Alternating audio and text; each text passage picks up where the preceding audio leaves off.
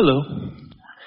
Last time I was up here, as you know, my life is good and I've been super blessed. And you were telling me to... Everyone's super blessed. Yes. That's not the issue. I've been lucky enough to allow it in. How much of the blessing that's raining down around you are you focused in and aware of, letting in, translating into manifested, obvious things? Yeah.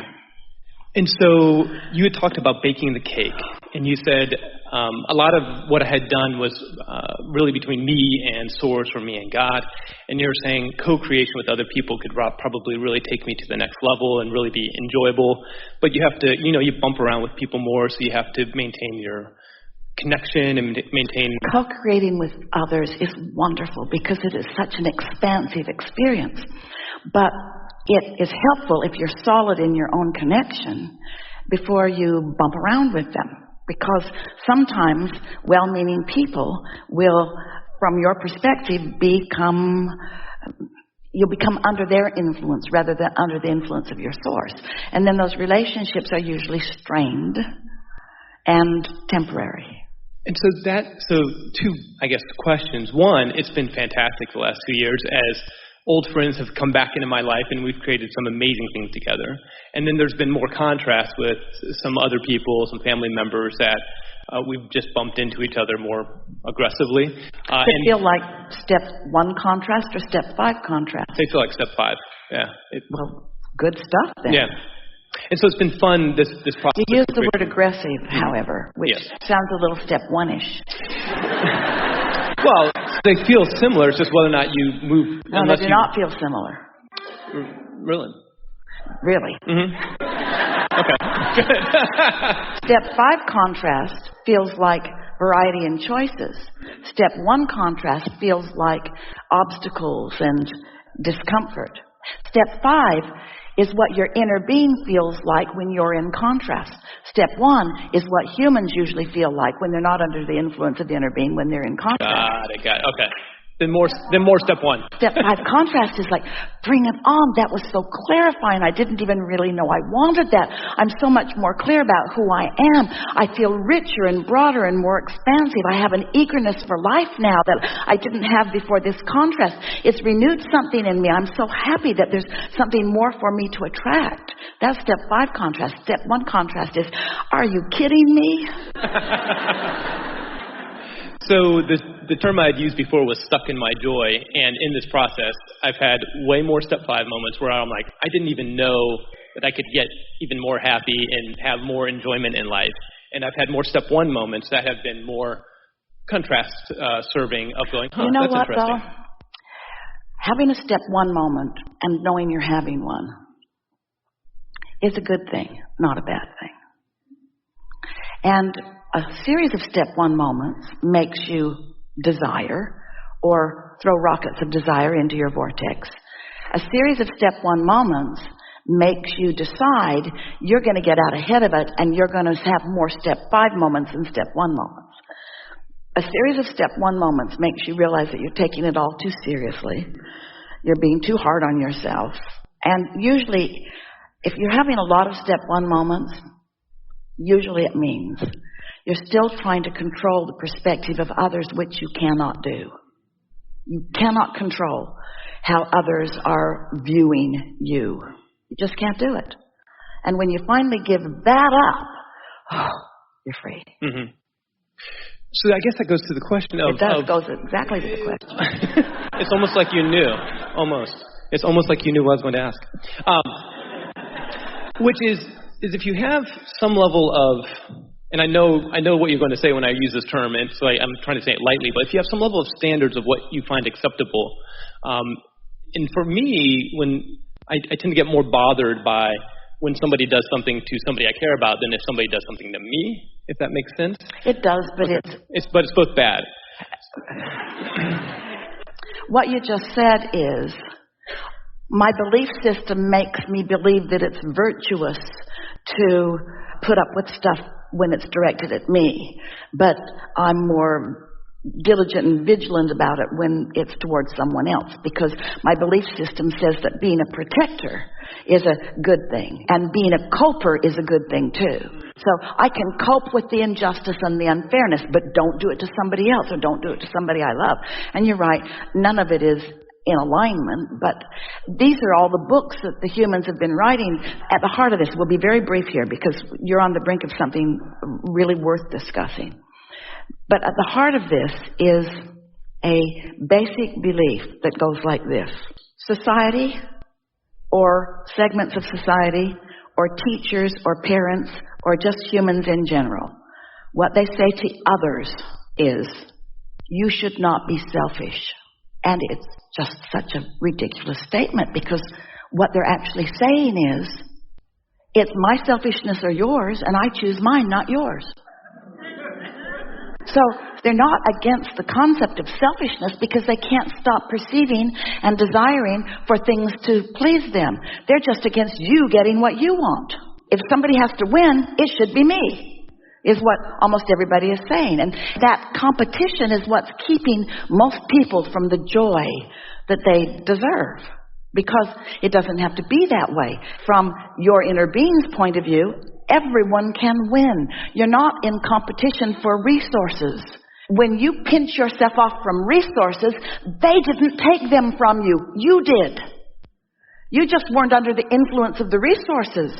You were under the influence of the lack of the resources. And when you're under the influence of the lack of the resources, then you squabble with one another over the resources, and you judge them for getting more than their fair share of a non-existent pie. But when you are consistently tuned in and you realize that the universe is yielding to whoever tunes into it whatever they want, then you're joyful when others get what they want. Let's break this down, because this is really a leading edge conversation. This all sort of sounded like we were talking about resources, like who's getting the cars and who's getting the pies and who's getting the money. And people do squabble over that and feel jealous over that. There's nothing that makes you feel more the lack of you getting something you want than to see somebody else getting exactly what you want.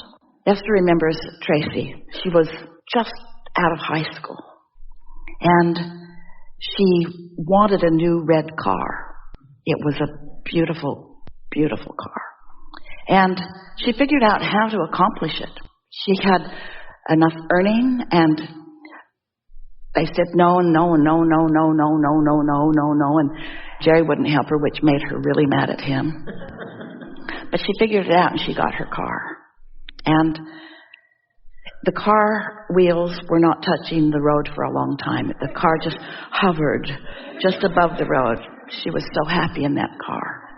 And one day she went back to her apartment in San Antonio, and she called her mother crying because there was a man eating out of the dumpster in her parking lot. And she felt so bad that she had this beautiful car and he was eating out of the dumpster. And Esther said, well, honey, do you think if you didn't have that car that he wouldn't be eating out of the dumpster? And she said, oh, yeah, they're not related, are they? Because the abundance is streaming down, and people are letting it in or not letting it in. And your opportunity to assist others in letting it in is through the clarity of your example of letting it in, not by your withholding it from yourself and walking around as an example of somebody who doesn't let it in.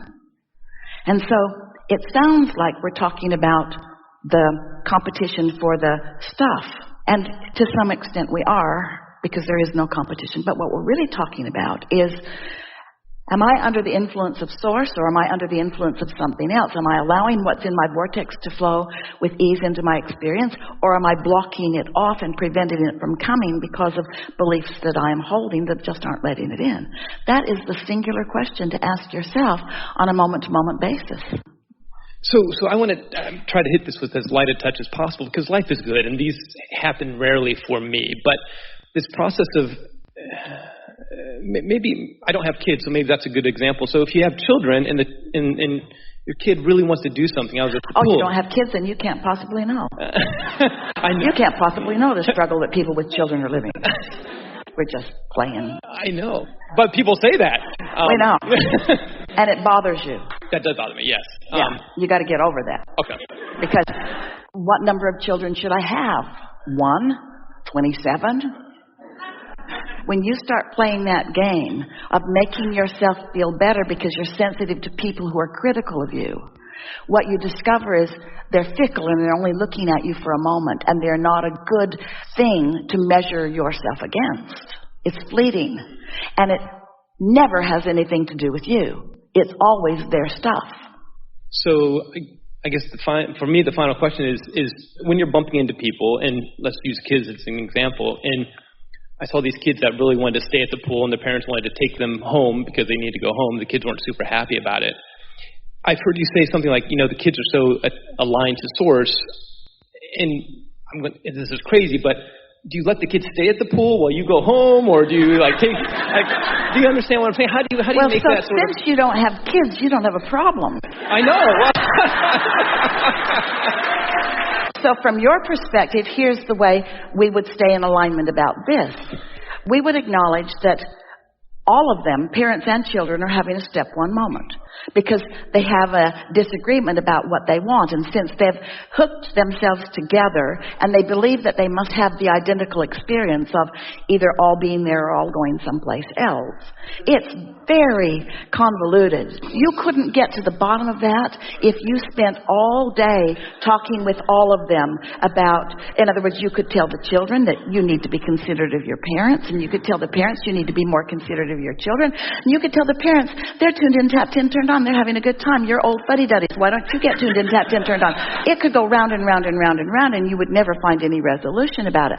So what do you do in a situation like that? You ask yourself, am I having a step 5 moment or a step 1 moment?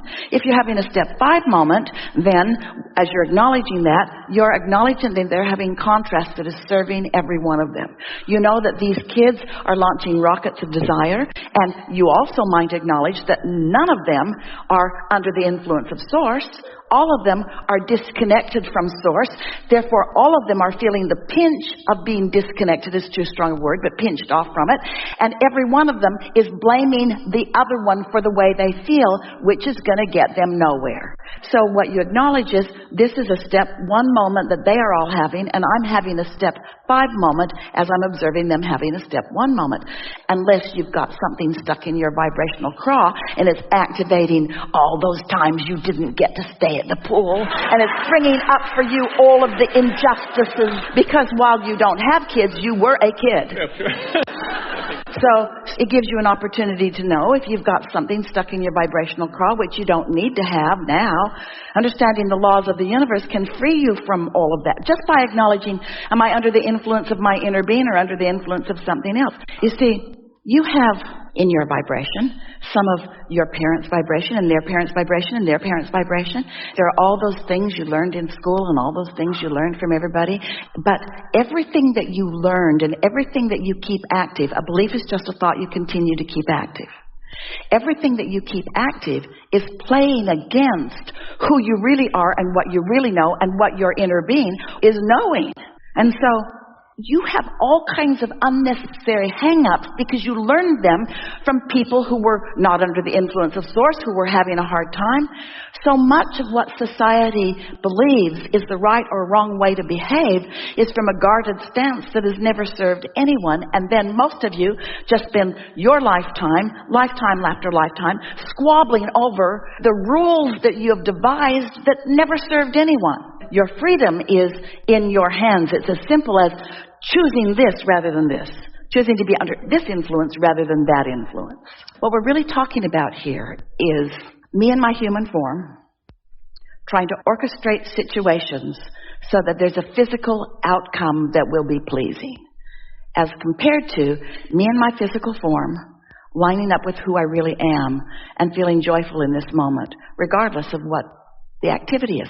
Most people are so willing to go through the motions of life, lip service and motions of life.